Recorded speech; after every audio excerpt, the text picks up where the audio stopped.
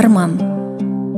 Ертеде отырарда біздің іңкәр өлкеде иық бұрмай тек білімнен басқаға қатар өсті екі бірдей жас бала. Қатар жүріп сан өнерге машықты, бірге оқыды, бірге ойнады асықты, екеуіне назар бұрды ел ерек, өткені олар дарын деді керемет. Таңдайымыз өріс тоймен татымақ деп қуана езу тартты атырап, ал дарындар медресені тауысты 12-ге жасы ілікпей жатып ақ. Сыбағасын тағдыр дара бөлгендей өсе берді төске шауып төргөрлей, екеуіне қараған жұрт сүйсінді отырардың болашағын көргендей. Отырарда жаны жайқын дария, ойы безбен бар еді бір қария. Сол қария бір күні екі шәкіртті құрметпенен өз үйіне шақыртты. Балақайлар, балапандар көгерім, сендерге бір сауал қойсам деп едім. Туған жер деп өнерімен өртімен екеуіңді сөз етіп жүр ел түгел, мен де танып білсем дебем. Кімсіңдер, қандай арман жетегінде жүрсіңдер, қандай бағыт ұстайсыңдар түбінде, сонша неге құштарсыңдар білімге. Қане Дойыл, сен айтшы. Дойыл айтты: жалғыз арман бар менде, шектесетін қулықпен де арменде. Жалын шашса өнерімнің өрнегі, сонау Иемен, Мысыр, Бағдат елдері түгел танып жыр ететін таңдана саудагер боп шықсам деймін жан баба.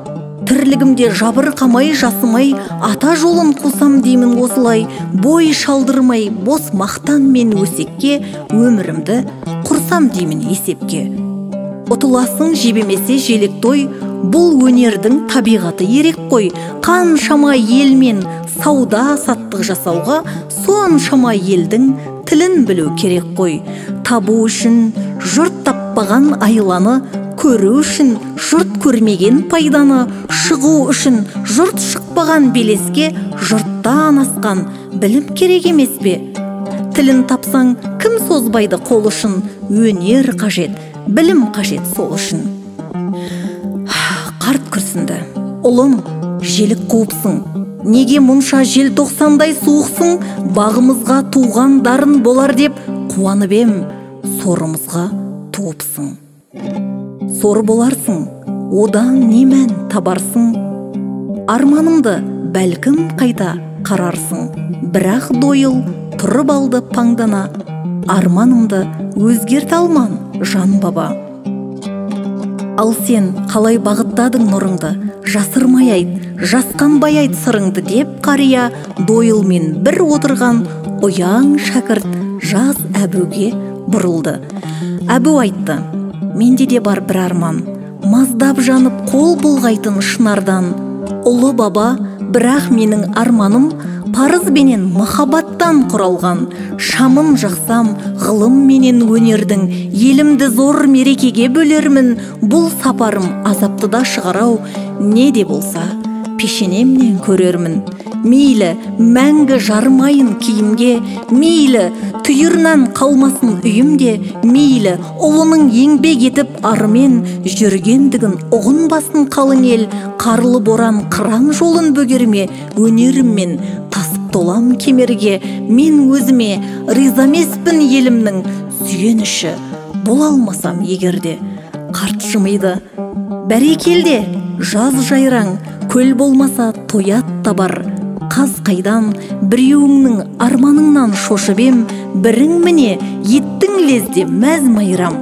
Бірің үшін күрсінумен өтермін, бірің үшін сүйсінумен өтермін. Сөйте мен де өмірден кетермін, беттеріңнен жарылғасын тәңірім. Ал жарайды, батам осы барыңдар, отырарда туған ұлы дарындар. Әжуасын әжіміне жасырып, жылдар ақты асығып, жалын еді арманы айқын өр көңіл. Екі досты екі арнаға бөлді өмір. Дойыл солай өзгертпеді шешімін, дәулет оған жылдам ашты есігін.